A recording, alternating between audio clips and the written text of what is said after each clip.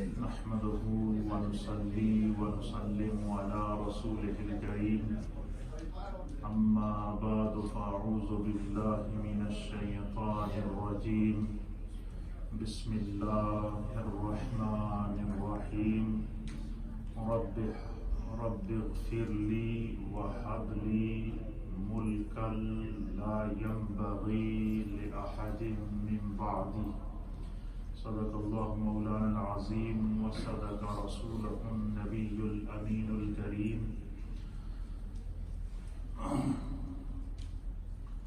إن الله وملائكته يصلون على النبي يا أيها الذين آمنوا صلوا عليه وسلموا تسليما اللهم صل على سيدنا ونبينا ومولانا محمد وعلى آل سيدنا ومولانا محمد وبارك وسلم. حضرات محترم، اللہ تعالیٰ کے فضل و احسان سے قصص القرآن، قصص انبیاء، احکام قرآن ایک خوبصورت تعلیم و تعلم کا سلسلہ جاری و ساری ہے، اور ہمارا ٹاپک جو جاری ہے وہ ہے بایوگرافی آف حضرت سیدنا سلیمان علیہ السلام، لائف ہسٹری آف حضرت سیدنا سلیمان علیہ السلام، سیرت آف سیدنا سلیمان علیہ السلام، مقام، مرتبہ اور عظمت آف سیدنا سلیمان علیہ السلام. اس حوالے سے میں نے آپ کا ابتدائی تعارف آپ کی خدمت میں پیش کر دیا، اور جس میں آپ کو علم ہے کہ اللہ تعالیٰ نے حضرت سیدنا سلیمان علیہ السلام کو روئے زمین کی حکومت عطا فرمائی، روئے زمین کی، مشرق، مغرب، شمال اور جنوب. سلیمان علیہ السلام نے اللہ سے دعا کی تھی، اور وہ دعا قرآن کریم فرقان مجید کی سورہ صاد کی آیت نمبر 35 کے اندر اللہ نے قرآن میں بھی نازل کی. سلیمان علیہ السلام نے اللہ سے دعا کی، اور دعا یہ کی کہ رب اغفر لی، اے رب میری مغفرت فرما، وَحَبْ لِي مُلْكًا لَا يَنْبَغِي لِأَحَدٍ مِّن بَعْدِي، اے اللہ میری مغفرت فرما اور مجھے ایسا ملک عطا فرما، ایسے ملک کا کنٹرول اور بادشاہت عطا فرما کہ لا ينبغي لأحد من بعدی، میرے بعد قیامت تک کسی کے پاس اتنی بڑی مملکت نہ ہو، میں اس میں یکتا ہوں.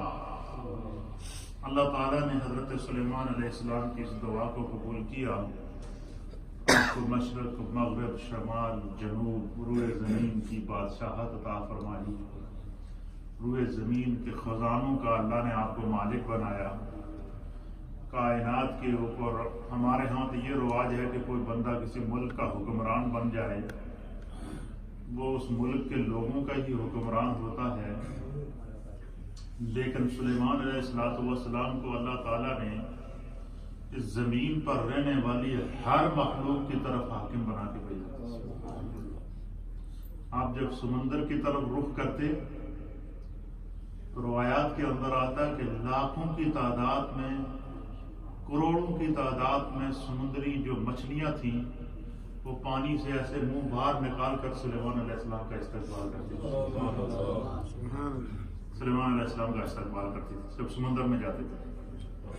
جنگل کا رخ کرتے تو جس جنگل میں آپ جاتے اس جنگل کے اندر موجود جتنے پرندے، جتنے جانور، جتنے حشرات الارض، جتنے درندے اس جنگل کی غاروں کے اندر جو موجود ہوتے ہیں، ان میں سے ہر ایک اس جنگل سے باہر نکل آتا تھا اور وہ سیدنا سلیمان علیہ السلام کا استقبال کرتا تھا نہ صرف وہ ان کا استقبال کرتا تھا بلکہ سیدنا سلیمان علیہ السلام اس سے باتیں کیا کرتے تھے.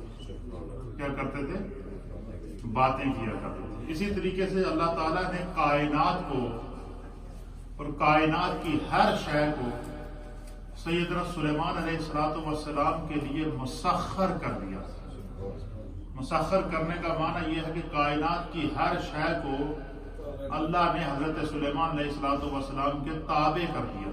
کیا کر دیا تھا؟ تابع کر دیا تھا. اس کی میں آج چند مثالیں آپ کے سامنے پیش کروں گا جسے آپ سنیں گے تو آپ کا ایمان تازہ ہوگا اور رشک آئے گا کہ خداوند قدوس جب کسی کو عطا کرتا ہے تو پھر کس طرح عطا کرتا ہے. سب کچھ سننے کے بعد پھر میں آخر میں آپ کو یہ بھی بتاؤں گا کہ اتنی پوری روئے زمین کی بادشاہت ہونے کے باوجود سیدنا سلیمان علیہ السلام کی ذات کے اندر یہ ذرہ بر بھی تکبر نہیں تھا. خدا ان کی عاجزی کی مثالیں دیتا ہے. نبی پاک نے ان کی عاجزی کو بیان کیا اور وہ جتنا خدا کا شکر ادا کرتے تھے اللہ اتنے انعامات میں اضافہ کرتا. سب سے پہلی چیز جو اللہ تعالیٰ نے آپ کو عطا کی تھی وہ یہ تھی کہ خدا نے آپ کو بادشاہت کے ساتھ نبوت کا تاج سر پر پہنایا. نہ صرف یہ کہ وہ نبی تھے، وہ نبی ابن نبی تھے. ان کے والد بھی نبی تھے حضرت داؤد علیہ السلام، خود بھی نبی تھے، دادا بھی نبی تھے، پردادا بھی نبی تھے. اعلیٰ حاضر قیاس کے آپ یعقوب علیہ السلام کی اولاد میں سے تھے، اسحاق علیہ السلام کی اولاد میں سے تھے، ابراہیم علیہ السلام کی اولاد میں سے تھے. گویا آپ کا تعلق خاندان ابراہیم علیہ السلام سے تھا. اس خاندان میں تو خدا نے نبوت نسل در نسل، وراثت در وراثت رکھی تھی. تو ایک تو وہ اس میں سے اللہ نے آپ کو حصہ عطا فرمایا. دوسرا، بادشاہت کے ساتھ ساتھ اللہ تعالیٰ نے آپ کو معجزات اور ایسا روئے زمین کا حاکم کہ اگر لوگ صرف آج کے جو دنیا بھر میں جتنے حکمران ہیں آج کے دور کے حکمران، میں یہ کہتا ہوں کہ وہ صرف اگر آج کے دور کا حکمران اور کچھ نہ کرے، وہ صرف سیدنا سلیمان علیہ السلام کے نظام حکومت کو اگر سٹڈی کر لے تو وہ زمین پر انصاف قائم کر دے گا. وہ زمین پر انصاف قائم کر دے گا، لیکن اگر کوئی بندہ اس کو سٹڈی کرے. اس کے علاوہ حضرت سلیمان علیہ السلام کو اللہ تعالیٰ نے نہ صرف پرندوں کی بولیاں عطا فرمائی تھی، اس کی میں مثال کل آپ کے سامنے پیش کر چکا ہوں کہ کون کون سے پرندے سے آپ کس طرح باتیں کرتے تھے، کس پرندے کی کیا ڈیوٹی تھی. نہ صرف پرندوں کی بلکہ روئے زمین پر موجود جتنے جانور تھے، جتنے ٹائپ کے جانور تھے، جتنی اقسام کے جانور تھے، چاہے وہ شیر ہو، چاہے وہ چیتا ہو، چاہے وہ سانپ ہو، چاہے وہ گیدڑ ہو، چاہے وہ بھیڑیا ہو، یا پالتو جانور ہوں جیسے گائے ہے، بھینس ہے، بکری ہے. اعلیٰ حاضر قیاس کائنات میں جتنے خدا نے جانور پیدا کیے وہ جانور بھی آپ کے تابع تھے اور ان جانوروں سے بھی ان کی بولی میں باتیں کیا کرتے تھے. جانوروں سے بھی آپ کی کیا ہوتی تھی؟ گفتگو ہوتی تھی. پھر اسی طریقے سے اللہ تعالیٰ نے آپ کے لیے ہوا کو مسخر کیا. کیا کیا؟ ہوا کو مسخر کیا کہ یہ جتنی روئے زمین کا یہ نظام ہے، یہ جو ہوا ایک ایسا سسٹم ہے اللہ کی طرف سے قدرتی عطیہ ہے. اس کے ساتھ ہر انسان، ہر ذی روح کی جان اس سے وابستہ ہے. آپ نے دیکھا نا جب کوئی انسان بے ہوش ہوتا ہے یا کسی کو کوئی اٹیک ہو جائے، چاہے وہ ہارٹ اٹیک ہو یا برین کا اٹیک ہو یا دماغ کا اٹیک ہو یا کسی بھی جسم کے کسی حصے کا اٹیک ہو، اور انسان جب بے ہوش ہو جائے تو اس کو جب ہاسپٹل لے جاتے ہیں تو سب سے پہلا کام جو ڈاکٹر کرتے ہیں، بجائے اس کے قبل اس کے کہ اس کی بیماری کی تشخیص ہو، تشخیص سے پہلے جو سب سے پہلا کام ڈاکٹر کرتے ہیں وہ اس کو آکسیجن لگاتے ہی نہیں، تاکہ اس کا جو ہوا کا سسٹم ہے وہ اس کے دل کو ہوا دیتا رہے اور اس کے اندر جو ہے وہ تو یہ آکسیجن، یہ جو ہوا ہے، اس کے ساتھ اللہ نے کائنات کی اس کے اندر خدا نے زندگی رکھی ہے۔ یہ جتنے آپ روئے زمین کے اوپر درخت دیکھتے ہیں، اور ان میں بالخصوص وہ درخت جو پھلدار درخت ہیں، یا روئے زمین کے اوپر جتنے آپ پھولوں کے پودے دیکھتے ہیں، جن کے اوپر جو خداوند قدوس کی پتہ نہیں کتنی ہزاروں اقسام کے پھول روئے زمین کے اوپر موجود ہیں، اور ہر پھول کی اپنی خوشبو ہے، فرمایا ہر پھول کا کھلنا ہوا سے وابستہ ہے، ہر درخت کا ہرا رہنا ہوا سے وابستہ ہے، پھر اس درخت کا جو پھل لگتا ہے، اس پھل کا پکنا یہ ہوا سے وابستہ ہے، اس پھل کے اندر اس کی مٹھاس اور اس کی جو تاثیر اور اس کا جو ذائقہ ہے، اس کا تعلق بھی اللہ نے ہوا سے قائم رکھا ہے۔ تو یہ جو ہوا ہوتی ہے، یہ انسان کی زندگی کا ایک جز لا ينفک ہے، ایک ایسا لازم جز ہے کہ یہ اس کے بغیر انسان کی زندگی کا چارہ نہیں ہے۔ نہ صرف انسان بلکہ روئے زمین کی ہر جاندار شے کے لیے ہوا کا ہونا کیا ہے؟ ضروری ہے۔ تو اللہ تعالیٰ نے حضرت سلیمان علیہ السلام کو جس طرح پرندوں پر کنٹرول عطا فرمایا تھا، پرندوں کی بولیاں سمجھتے تھے، پرندوں کو آپ کے تابع کر دیا تھا، اس طریقے سے اللہ نے ہوا کو آپ کا تابع کر دیا۔ نمبر 1 بات۔ نمبر 2 بات، اللہ تعالیٰ نے حضرت سلیمان علیہ السلام کو جس طرح انسان، جانور، چرند اور پرند آپ کے تابع تھے، اسی طریقے سے خداوند قدوس نے روئے زمین کے اوپر موجود جتنے جنات ہیں ان کو بھی آپ کے تابع کر دیا۔ ان میں بعض جن وہ تھے جو انتہائی سرکش قسم کے جن تھے، جن کو قابو کرنا کسی انسان کے بس میں نہیں ہوتا تھا۔ ان کو خدا کی طرف سے حکم آیا کہ تمہارا حاکم، تمہارا سربراہ، تمہارا سرپرست، تمہارا مقتدا سلیمان ہے، تم اس کے تابع ہو۔ جنات کی بھی بہت ساری اقسام ہیں، اور جنات کی اقسام میں سے بعض وہ ہیں جو زمین کے اوپر رہتے ہیں، اور ان کی اتنی طاقت ہوتی ہے کہ وہ پہاڑوں کو ایک دوسرے کے ساتھ ٹکرا دیتے ہیں۔ بڑے سے بڑے طوفانی اور درخت جو ہوتے ہیں، ان درختوں کو وہ جڑوں سے اکھاڑ کر پھینک دیتے ہیں۔ اور بعض جنات جو زیادہ سرکش جن ہیں، جو جن کو جنات بھی کنٹرول نہیں کر سکتے، ان کو خداوند قدوس نے سمندر کی تہوں میں رکھا۔ وہ سمندر میں غوطے لگاتے ہیں، سمندر میں تیرتے ہیں، سمندر کی تہوں میں رہتے ہیں، اور اس جہان کے اندر بھی خداوند قدوس نے ان کو رکھا ہوا۔ بعض وہ ہیں جو جنگلوں کے اندر، بیابانوں کے اندر، غاروں کے اندر، پہاڑوں کے اندر بسیرا کیے ہوتے ہیں۔ ان جنات کو بھی اللہ تعالیٰ نے حضرت سلیمان علیہ السلام کے تابع کیا تھا۔ اچھا، جب آپ حکومتی تخت پر آتے تھے تو آپ نے ایک تخت بنایا تھا، جس طریقے سے ہمارے ہاں ہاؤس آف پارلیمنٹ جس کو کہتے ہیں۔ یہ جو ہاؤس آف پارلیمنٹ ہوتا ہے، ایک تو ہاؤس آف پارلیمنٹ ہوتا ہے اور ایک ہوتا ہے جس کو وزیر اعظم ہاؤس کہتے ہیں۔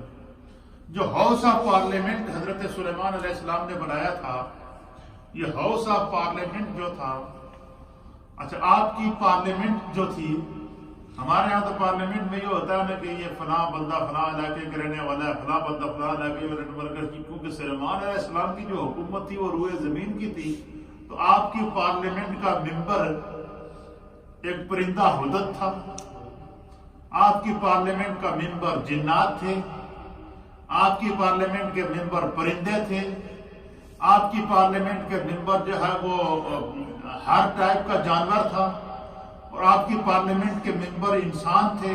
اس طریقے سے ایک بڑا قافلہ آپ کے ساتھ ہر وقت رہتا تھا، جس کی تعداد کئی ہزار افراد اور نفر پر مشتمل ہوتی تھی۔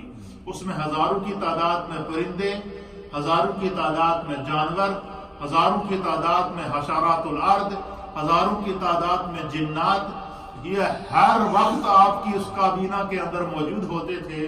پھر آپ کا جو ہاؤس آف پارلیمنٹ تھا وہ یہ تھا کہ آپ نے پھر جو جنات جن کو اللہ نے آپ کے تابع کیا تھا، ان میں سے بعض جنات وہ تھے کہ جن کو اللہ تعالیٰ نے یہ ہنر عطا فرمایا ہے کہ وہ بڑے بڑے پہاڑوں کو، بڑے بڑے درختوں کو اور زمین کے بڑے بڑے طوفانوں کو روکے ہوئے ہوتے ہیں، اور بڑے بڑے پہاڑوں کو وہ اکھاڑ کر جڑوں سے ان پہاڑوں کو تراش کر انتہائی خوبصورت، جس طریقے سے یہ ہماری دیوار پر سنگ مرمر لگا ہوا نظر آ رہا ہے آپ کو۔ اب یہ سنگ مرمر دیوار پر آنے سے پہلے اس کی کیفیت اور تھی، لیکن جب یہ دیوار کے اوپر آیا تو اس کو کیا کیا گیا؟ مشین سے گزارا گیا۔ مشین سے گزارنے کے بعد اس کی کیا کی گئی؟ اس کو جو ہے وہ تراشا گیا۔ تراشنے کے بعد پھر اس کو پالش کی گئی۔ پالش کرنے کے بعد جب اس کے اندر بالکل ہر طرح کا، یہ آپ اس کو دیکھ سکتے ہیں اپنے سامنے، یہ ہماری مسجد کی دیواروں کے اوپر یہ سارا سنگ مرمر لگا ہے۔ تو اب یہ جب وہاں پہاڑ کے اندر تھا اس کی کیفیت اور تھی، لیکن جب یہ مشینوں سے نکل کر صاف ہو کر تو بالکل جب وہ فنیشنگ کے مراحل سے گزرنے کے بعد اب جب دیوار پہ لگا تو اس کا حسن دیکھنے کے قابل ہے۔ اب بندہ جب مسجد میں داخل ہوتا ہے تو دیوار پر پہلے نظر پڑتی ہے اس کی نقاشی دیکھیں آپ، کتنا خوبصورت انداز سے اس کو سجایا گیا ہے، اس کے اوپر میناکاری کی گئی ہے، اس کے اوپر کیا کیا نہیں کیا گیا۔ کیوں؟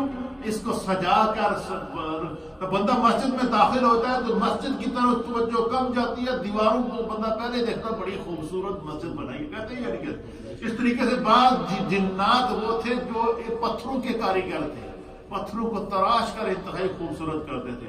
بعض وہ تھے جو درختوں کے کاریگر تھے، وہ پورے کے پورے درخت کو، بڑے سے بڑے درخت کو، لمبے سے لمبے درخت کو جڑوں سے اگاڑتے تھے اور ان کو تراش کر خوبصورت کر کے پورا کا پورا درخت، جو حضرت سلیمان علیہ السلام نے جنوں کو بلایا جو کاریگر جن تھے، ان کو بلایا اور ان کو ایک نقشہ بنا کر دیا کہ مجھے کئی میلوں کے اوپر لمبا ایک تخت چاہیے۔ کیا چاہیے؟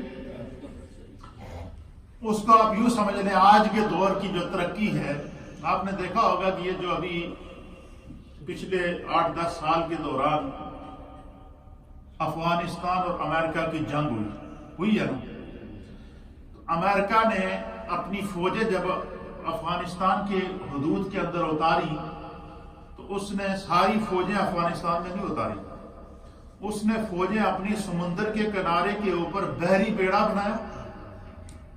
اچھا، اس بحری بیڑے کے اوپر اس نے کیا کیا کہ اس نے ہزاروں کی تعداد میں جنگی جہاز اتارے، ہزاروں کی تعداد میں ٹینک اتارے، ہزاروں کی تعداد میں میزائل اتارے۔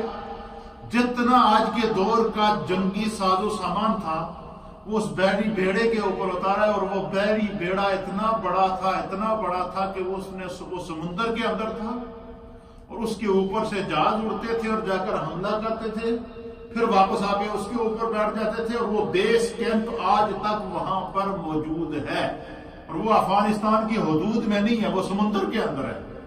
وہ کہاں پہ ہے؟ اسی طریقے سے حضرت سب سے پہلا بحری بیڑا جو کسی نے روئے زمین کے اوپر بنایا وہ حضرت سیدنا سلیمان علیہ السلام تھے۔ آپ نے جنات کو کہا کہ ایک بہت بڑا قسم کا بحری بیڑا بنایا جائے، ایک تخت بنایا جائے۔ اس آج کے دور میں اس کو بحری بیڑا کہتے ہیں، لیکن آپ نے اس کو، قرآن کریم نے اس کو تخت کا جو وہ تخت کہا کہ تخت بنایا جائے۔ جب وہ تخت بنایا گیا تو وہ تخت بعض روایات کے مطابق 5 سے 4 یا 7 سے 10 ہزار مائل لمبا تھا۔ اب مجھے بتائیں، جو تخت ہزاروں میل لمبا ہو اور اسی طریقے سے ہزاروں میل اس کی چوڑائی تھی، اس تخت کو بڑے اس دور کے اندر جو روئے زمین کے اوپر موجود طوفانی آسمانوں سے باتیں کرنے والے درخت موجود ہوتے تھے، وہ درخت جنات نے پورے درخت کاٹے، ان درختوں کو آپس میں جوائن کیا، پھر اس کے اندر جو ہے وہ اس تخت کو تیار کیا گیا۔ تیار کرنے کے بعد پھر جو ہے وہ اس تخت کے اندر جو ہے وہ جنات جو سمندروں کے اندر غوطہ زن ہوتے تھے، ان کو حضرت سلیمان علیہ السلام نے حکم دیا کہ تم غواصی، قرآن نے ان کو غواص کہا، غواص کہتے ہیں غوطہ لگانے والوں کو، کہ ان غواص جنوں کو آپ نے حکم دیا کہ آپ ایسا کرو کہ جو ہے وہ سمندر کی تہہ میں چلے جاؤ اور وہاں سے موتی، ہیرے، سیپیاں، ان موتیوں کو جو سمندر کی تہوں میں جو خدا نے خزانے رکھے ہیں ان کو نکال کے لاؤ۔ سمندر کی تہوں سے وہ جناب ہیرے جواہرات نکال کے لائے، ان جواہرات اور ہیروں کو اس تخت کے اوپر لگایا گیا۔ اس تخت کو کہتے ہیں کہ اس کی جو حسن جمال، اس کی خوبصورت، اس کی سجاوٹ، اس کی بناوٹ اور اس کا جو نقشہ، اب ذرا اللہ کے نبی نے نقشہ پیش کیا تو ذرا خدا کی مرضی سے پیش کیا، تو سلیمان علیہ السلام کوئی بھی کام اللہ کی مرضی کے بغیر تو نہیں کرتے تھے۔ اس تخت کو اتنا خوبصورت قدرت کا شاہکار بنایا گیا، اتنا عظیم اس تخت کو تیار کیا گیا کہ اب مجھے بتائیں کہ اس تخت کی مضبوطی کا کیا عالم ہوگا کہ جس پر ہزاروں انسان ہوتے تھے، جنات ہوتے تھے، جانور ہوتے تھے، پرندے ہوتے تھے، پوری کابینہ اس پر بیٹھتی تھی سلیمان علیہ السلام۔ وہ تخت حضرت سلیمان علیہ السلام کا ہاؤس آف پارلیمنٹ تھا، وہیں بیٹھ کر پوری کائنات کے فیصلے کرتے تھے، پوری کائنات کے اوپر حکومت کرتے تھے، مشرق میں کیا ہو رہا ہے اس کو دیکھتے تھے۔ اب اس تخت کو جب تیار ہوا، اس تخت کے اوپر جا وہ سلیمان علیہ السلام کے لیے بہت خوبصورت قسم کی بیٹھنے کی جگہ، لیٹنے کی جگہ، پانی کی جگہ، وضو کی جگہ، ہر چیز جناب، ہر دنیا روئے زمین کی ہر سہولت اس کے اوپر رکھی گئی۔ اس کے اوپر جو کھانا پکانے والے کک جو وہ بھی جنات ہوتے تھے۔ اچھا، یہاں تک لکھا کہ جنات میں ایسے ماہر جنات تھے کہ جو بڑے بڑے پہاڑوں کو کیا کرتے تھے، ان کو توڑنے کے بعد ان پہاڑوں کی انہوں نے دیگیں بنائی ہوتی تھی، پہاڑوں کے چولہے بنائے ہوتے تھے، اور پہاڑوں کی دیگوں کے اندر جو ہے نا بڑی خوبصورت تراش کر جو ہے نا دیگ بنائی ہوتی تھی، ان کے اندر وہ کھانا بناتے تھے، اور وہ جو آپ کے ساتھ جو لوگ ہوتے تھے ان کو باقاعدہ وہ زمین کی پوری اجناس، پوری فصلیں اٹھا کر اس کے اوپر رکھ دیتے تھے، اتنا بڑا وہ بیری پیڑا ہوتا تھا۔ اس کے اوپر جب بیٹھتے تھے، بیٹھنے کے بعد اللہ تعالیٰ نے آپ کو ایک اور معجزہ عطا فرمایا تھا، اور وہ معجزہ اللہ نے آپ کو یہ عطا فرمایا تھا کہ ہوا کو اللہ نے حضرت سلیمان علیہ السلام کے تابع کر دیا۔ قرآن کریم فرقان مجید اس منظر کو بیان کرتا ہے کہ حضرت سلیمان علیہ السلام کے لیے جو اللہ نے ہوا کو مسخر کیا، وہ کس طرح مسخر کیا۔ اور قرآن فرماتا ہے کہ سورۃ الانبیاء کی آیت نمبر 81 کے اندر کہ وَسُلَيْمَانَ الرِّيحَ عَاصِفَةً تَجْرِي بِأَمْرِهِ، سورہ انبیاء ہے، آیت نمبر 81 ہے۔ پھر اسی طریقے سے سورہ صاد کے اندر اللہ تعالیٰ فرماتا ہے فَسَخَّرْنَا لَهُ الرِّيحَ تَجْرِي بِأَمْرِهِ رُخَاءً حَيْثُ أَصَابَ۔ اللہ فرماتا ہے کہ وَسُلَيْمَانَ الرِّيحَ عَاصِفَةً تَجْرِي بِأَمْرِهِ، کہ اللہ تعالیٰ نے، اللہ فرماتا ہے کہ ہم نے سلیمان کے لیے تند و تیز ہوا کو فرما بردار بنا دیا۔ اب مجھے بتائیں کہ جب ہوا کا طوفان آتا ہے تو بستیوں کی بستیاں اجاڑ کے لے جاتا ہے، سمندروں کے سمندروں کو جب وہ اٹھا کر جب وہ زمینوں پر پھیلا دیتا ہے، اس تند و تیز طوفانی ہوا کو اللہ نے سلیمان علیہ السلام کے تابع کر دیا تھا، وہ آپ کے حکم سے چلتی تھی۔ فرمایا کہ اللہ کہتا ہے کہ ہم نے سلیمان کے لیے تند و تیز ہوا کو فرما بردار بنا دیا، تجری بِأَمْرِهِ، وہ ہوا سلیمان کے حکم سے چلتی تھی۔ تجری کا معنی جاری ہونا، چلنا، تو بِأَمْرِهِ، امر کہتے ہیں حکم کو، کہ تجری بِأَمْرِهِ، وہ بڑی سے بڑی جو طوفانی ہوا ہوتی تھی، جس کے آج کے دور کے اندر سونامی کہتے ہیں، یا جسے آج کے دور کے اندر طوفان کہتے ہیں، یا جسے آج کے دور کے اندر جو ہے وہ بڑی خطرناک اور تباہ کن ہوائیں کہتے ہیں۔ فرمایا تند و تیز جو ہوائیں ہوتی تھی وہ خدا نے حضرت سلیمان علیہ السلام کے تابع کر دی تھی، تجری بِأَمْرِهِ، وہ ہوائیں حضرت سلیمان علیہ السلام کے حکم سے چلتی تھی۔ دوسرے مقام پر اللہ تعالیٰ سورہ صاد کی آیت نمبر 36 کے اندر فرماتا ہے، اللہ فرماتا ہے فَسَخَّرْنَا لَهُ الرِّيحَ، کہ پس ہم نے ہوا کو سلیمان علیہ السلام کے لیے مسخر کر دیا۔ کیا کر دیا تھا؟ مسخر کر دیا تھا، تجری بِأَمْرِهِ، وہ ان کے حکم سے چلتی تھی، اور کیا ہوتی تھی؟ حیث اصاب، آپ حسب حکم آرام سے جدھر چاہیں اس ہوا کو کہتے تھے، وہ آپ کو ادھر لے کر جاتی تھی۔ اچھا، یہ چیز، یہ تو ہوا کا مسخر ہونا۔ اسی طریقے سے قرآن کریم فرقان مجید کی سورہ سبا، اس کی آیت نمبر 16، یہ تیسری آیت ہے اپنے تیسرے مقام پر، آیت نمبر 16 کے اندر پھر اللہ تعالیٰ فرماتا ہے کہ وَسُلَيْمَانَ الرِّيحَ غُدُوُّهَا شَهْرٌ وَرَوَاحُهَا شَهْرٌ۔ اللہ فرماتا ہے سورہ سبا کی آیت نمبر 16 کے اندر کہ ہم نے مسخر کر دی سلیمان علیہ السلام کے لیے ہوا، وہ اس کی صبح کی منزل 1 ماہ کی اور شام کی منزل 1 ماہ کی مسافت ہوا کرتی تھی۔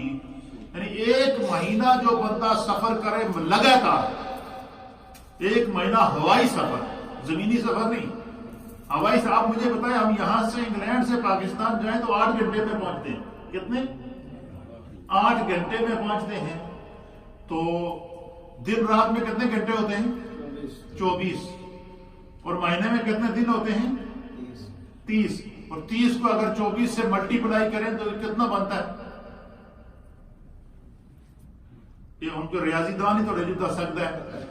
تو یعنی پورا 1 مہینے کی مسافت، یعنی 1 مہینہ لگاتار جو ہوائی سفر ہوتا تھا وہ اگر مسلسل کریں تو اس ہوا کے اندر اتنی طاقت ہوتی تھی کہ وہ 1 مہینے تک آپ کو فضا میں لے جاتی تھی۔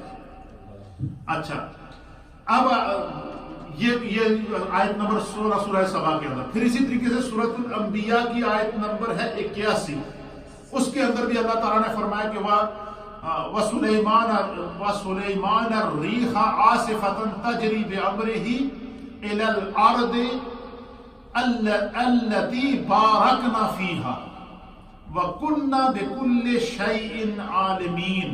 اللہ فرماتا ہے کہ ہم نے سلیمان علیہ السلام کے لیے تند و تیز ہوا کو فرما بردار بنا دیا، وہ چلتی تھی ان کے حکم کے ساتھ اور اس سرزمین کی طرف جس طرف وہ چاہتے تھے، اور ہم نے اس ہوا کو کیا کر دیا تھا؟ بارکنا فیہا، ہم نے اس ہوا میں برکتیں پیدا کر دی تھی۔ اس ہوا میں کیا کر دی تھی؟ برکتیں پیدا کر دی تھی۔ اچھا، اب یہ ہوا کا مسخر ہونا، آج میں اس پر گفتگو کروں گا۔ پھر اس کے بعد جنات کا مسخر ہونا، اس پر گفتگو کل کروں گا، کیونکہ یہ موضوع بہت ہی دلچسپ ہے اور اس کے اوپر انشاءاللہ پھر میں آگے کروں گا۔ ہوا کو جب اللہ نے آپ کے تابع کر دیا تو آپ نے وہ جو بحری بیڑا تیار کروایا، جو ہاؤس آف پارلیمنٹ تیار کروایا، اس کے اوپر جب آپ بیٹھتے، بیٹھنے کے بعد پھر کیا کرتے؟ آپ ہوا کو حکم دیتے کہ مجھے فلاں علاقے میں لے چلو۔ وہ جو بحری بیڑا تھا اس کے اوپر آپ کی ساری کابینہ موجود ہوتی، جنات موجود ہوتے، انسان موجود ہوتے، پرندے موجود ہوتے، جانور موجود ہوتے، ہر ٹائپ کا جانور آپ کی کابینہ کا حصہ تھا، ہر ٹائپ کا جن آپ کی کابینہ کا حصہ تھا۔ اسی طریقے سے انسان، مرد اور عورتیں آپ کی کابینہ کا حصہ تھے۔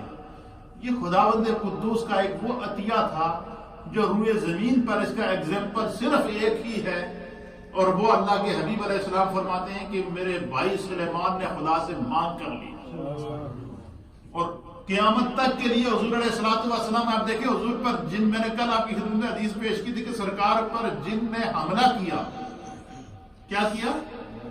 جن نے سرکار پر حملہ کیا تو حضور علیہ السلام نے جن کو قابو کر لیا، اس کو پکڑ لیا۔ آپ نے فرمایا کہ میرا دل چاہ کہ میں اس کو ستون کے ساتھ باندھ دوں، لیکن میرے سامنے میرے بھائی سلیمان کی حکومت آ گئی، اس کی غیرت آ گئی، تو میں نے اس کی حکومت میں مداخلت کرنا مناسب نہ سمجھا۔ تو گویا کہ روئے زمین کے اوپر وہ واحد یہ ایگزامپل ہے جو اللہ نے اگر کائنات میں کسی کو عطا کیا تو وہ حضرت سیدنا سلیمان علیہ السلام کو عطا کیا۔ حضرت سیدنا سلیمان علیہ السلام اس تخت کے اوپر بیٹھتے، وہ آپ کو ہوا میں لے جاتے۔ اب اس میں جو چیز سمجھنے کی ہے کہ دیکھیں زمانے نے بڑی ترقی کی ہے اس وقت۔ آج کا دور کا زمانہ جو ہے سب سے زیادہ لیٹسٹ ہے۔ کل بھی میں نے آپ کے سامنے ایک مثال کس کی پیش کی تھی، یاد ہے نا آپ کو؟ حضرت سلیمان علیہ السلام کی انگوٹھی کی اور سیٹلائٹ سسٹم کی۔ یہ آج کے دور کی ترقی، سیٹلائٹ سسٹم اور سلیمان علیہ السلام کی کیا؟ انگوٹھی اور اس کا نگینہ۔ ایک سیٹلائٹ اللہ نے سلیمان علیہ السلام کو دے دی ہے، اور ایک سیٹلائٹ آج کے زمانے کی ترقی نے کیا۔ آج کے زمانے کی ترقی یہ ہے کہ آج کے زمانے میں کہ لوگوں نے ہوائی جہاز تیار کیا۔ آج کے زمانے کے سائنسدان نے جو ہے وہ سیارہ تیار کیا، جس کے ذریعے وہ مختلف ہیلی کاپٹر تیار ہوئے۔ آج کا جو جہاز ہے جس کے اوپر ہم پاکستان سفر کرتے ہیں یا انڈیا سفر کرتے ہیں یا دنیا کے کسی بھی ملک میں ہم سفر کرتے ہیں، جس کو بڑا جمو جٹ جہاز کہتے ہیں، بڑا جہاز جو ہوتا ہے جس میں 400، 500، 1000، 800 بندہ آتا ہے، وہ جہاز جب چلتا ہے، اس کو جب تیار کیا گیا، اس کا تصور بھی جو آج کے سائنسدان نے لیا وہ حضرت سلیمان علیہ السلام کے بحری بیڑے سے لیا۔ اس کا جو بیسک ہے، جو تصور ہے وہ سلیمان علیہ السلام کا وہ جو بحری جو تخت تھا اس سے لیا گیا۔ آج کے سائنسدان نے ترقی کی ہے، وہ جہاز کو ہوا میں لے جاتا ہے، لیکن اس کو جہاز کو ہوا میں لے جانے کے لیے 4 انجنوں کی ضرورت پڑتی ہے۔ ایک جہاز میں 4 انجن ہوتے ہیں۔ کتنے انجن ہوتے ہیں؟ 4 انجن ہوتے ہیں، اور وہ چاروں کے چاروں حفظ ما تقدم کے تحت ایکٹیو ہوتے ہیں کہ اگر خدا نخواستہ کسی وجہ سے ہوا میں ایک انجن فیل ہو جائے تو وہاں ٹھیک کرنے کا کوئی سسٹم نہیں، آٹومیٹک دوسرا آن ہو جائے، دوسرا فیل ہو جائے تو آٹومیٹک تیسرا آن ہو جائے، تیسرا فیل ہو جائے تو آٹومیٹک چوتھا آن ہو جائے۔ اسی طریقے سے بیک وقت 4 انجن فیل نہیں ہوتے، اور جس جہاز کے چاروں انجن بیک وقت فیل ہو جائیں، آپ خبروں میں سنتے ہیں کہ فلاں جہاز کریش ہو گیا، اس میں اتنے 100 سواریاں سوار تھیں، وہ ساری کی ساری اس کے اندر جو ہے وہ کریش ہو گئی۔ کیوں؟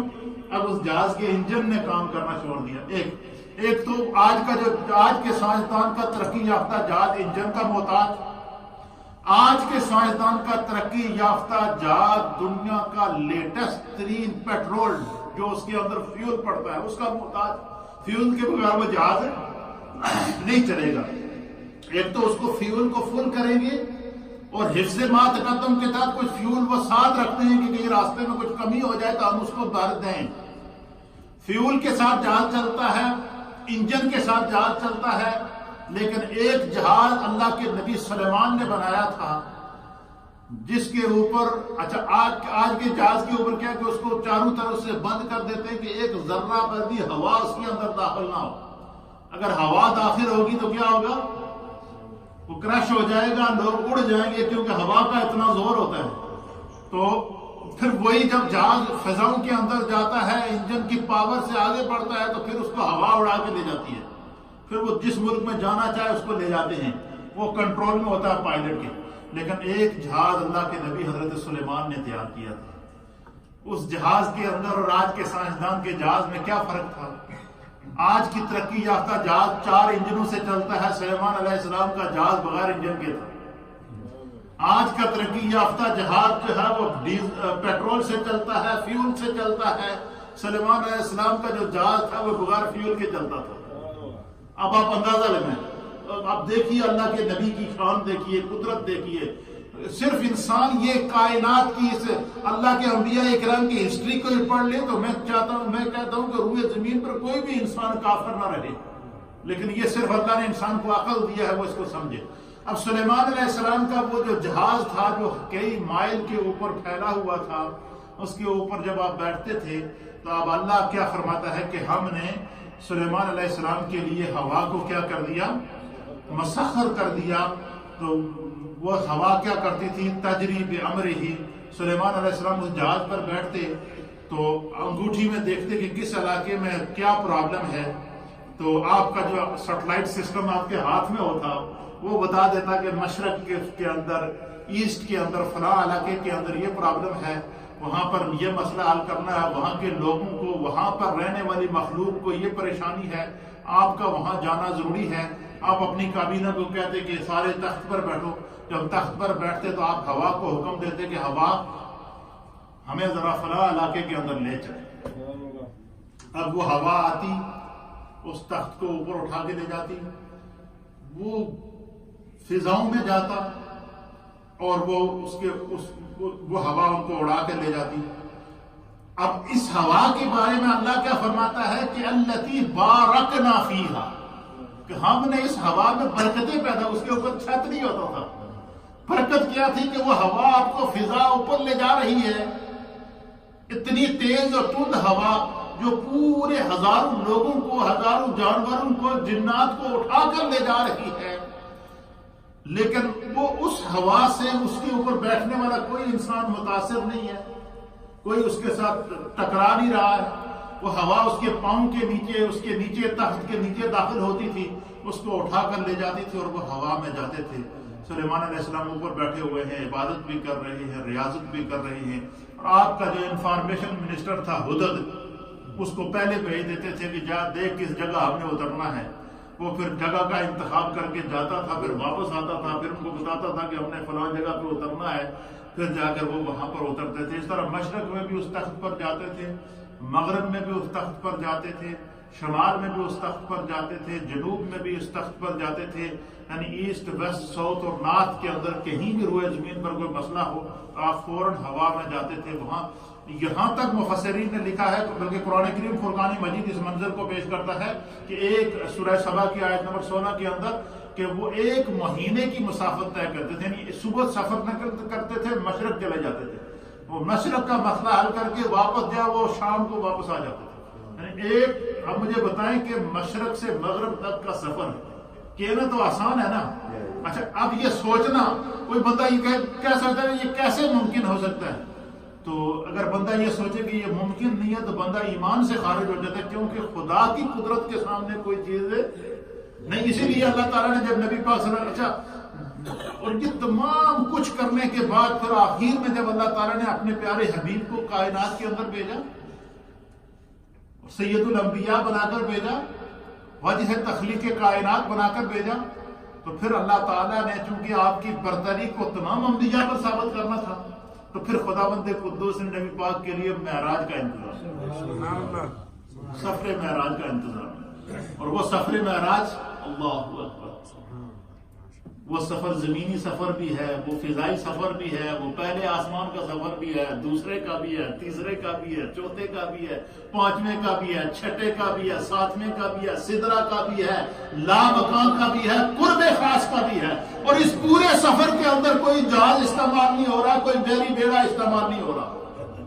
خداوند قدوس اس کا انتظام کر رہا ہے اور آپ کی شایان شان کر رہا ہے تاکہ برتری یہ مصطفیٰ اور افضلیت مصطفیٰ ثابت ہو جائے. تو آج ہم نے کیا سیکھا کہ اللہ تعالیٰ نے ہوا کو سلیمان علیہ السلام کے لیے مسخر کیا تھا، اور اس تخت کے اوپر بیٹھ کر آپ پوری روئے زمین کا سفر کرتے تھے. اور وہ تخت نہ انجنوں کا محتاج تھا، نہ فیول کا محتاج تھا، نہ پیٹرول کا محتاج تھا، نہ اس کو چلانے کے لیے کوئی پائلٹ تھا. وہ اللہ کے حکم سے سلیمان علیہ السلام کی مرضی کے مطابق چلتا تھا. تو یہ آج کا کل کے درس کے اندر میں آپ کی خدمت میں یہ پیش کروں. یہ تھا ہوا کا مسخر ہونا اور پوری کائنات کا مسخر ہونا، اور سلیمان علیہ السلام کا اپنی پوری رایا کے اوپر جو روئے زمین کے اوپر جو آپ کو بادشاہت عطا فرمائی، اس کے لیے آپ کی نظروں کے سامنے ہر چیز کا سامنے موجود ہونا. کوئی بھی چیز آپ سے ایک لمحے کے لیے غائب ہو جاتی، آپ کو فوراً پتہ چل جاتا، پوچھتے وہ کدھر گئی ہے، کیا ہوا، فلانا پرندہ کدھر ہے، وہ نظر کیوں نہیں آ رہا ہے. اس طریقے سے ہر چیز کے احوال آپ پوچھتے. پرندوں کو کوئی پریشانی لاحق ہوتی تو وہ آپ کے پاس آتے، جانوروں کو پریشانی لاحق ہوتی آپ کے پاس آتے، جنات کو پریشانی لاحق ہوتی آپ کے پاس آتے، زمین کے ذروں کو پریشانی لاحق ہوتی آپ کے پاس آتے، تو آپ ان کے مسائل کو حل کرتے تھے. یہ کائنات کے اوپر عدل و انصاف کی وہ مثال ہے جو روئے زمین پر نہ اس سے پہلے آئی ہے نہ قیامت تک آ سکے. زمانہ چاہے جتنی ترقی کر لے، جتنا عروج پہ چلا جائے، دنیا میں بڑی سے بڑی سہولتیں پیدا کر دی جائیں، لیکن قرآن کریم کا یہ جو تصور ہے، اس تصور تک پہنچنا یہ خداوند قدوس نے یہ خاصیت صرف اپنے پیارے محبوب حضرت سیدنا سلیمان علیہ السلام کو عطا فرمائی. کل کے درس میں آپ کی خدمت میں پیش کروں گا کہ حضرت سلیمان علیہ السلام کے تابع اللہ نے جنات کو کیا تھا. کیا کیا تھا؟ ان جنات کے ذریعے آپ نے زمین پر کیا کیا کارنامے سر انجام دیے. آپ کے نظام حکومت، کوئی بھی حاکم گزرا تو اس کا جو دور حکومت ہے تو یہ کہتے تھے کہ اس کے دور حکومت کے کارنامے، جیسے ہم خلفائے راشدین کی جب ہسٹری پڑھتے ہیں تو خلفائے راشدین کی ہسٹری کے اندر ایک باب یہ ہے کہ حضرت سیدنا صدیق اکبر رضی اللہ تعالیٰ عنہ کے دور خلافت کے تاریخی کارنامے، سیدنا فاروق اعظم کے دور خلافت کے کارنامے، سیدنا عثمان غنی کے دور خلافت کے کارنامے، سیدنا علی اور مرتضیٰ کے دور خلافت کے کارنامے، اسی طریقے سے ہم آپ کی خدمت میں کل پیش کریں گے کہ جنات کو جو حضرت سیدنا سلیمان علیہ السلام کے لیے مسخر کیا گیا تھا، سلیمان علیہ السلام کا جو دور حکومت تھا، جو روئے زمین پر پھیلا ہوا تھا، اس زمین پر آپ نے کیا کیا کارنامے سر انجام دیے، کون کون سے ادارے آپ نے بنائے، کون کون سی جگہیں آپ نے بنائی، کون کون سے شہر آپ نے تعمیر کرائے، کون کون سے آپ کے جو کارنامے تھے جو قیامت تک کے لیے انسانیت کے لیے مشعل راہ ہیں، اس پر انشاءاللہ کل گفتگو کریں گے۔ اللہ تعالی ہمیں دین کو سمجھنے کی توفیق عطا فرمائے۔ اس پورے موضوع کے اندر سوائے علم کے، محبت کے، روحانیت کے اور ایمان کی پختگی کے اور کچھ نہیں ہے۔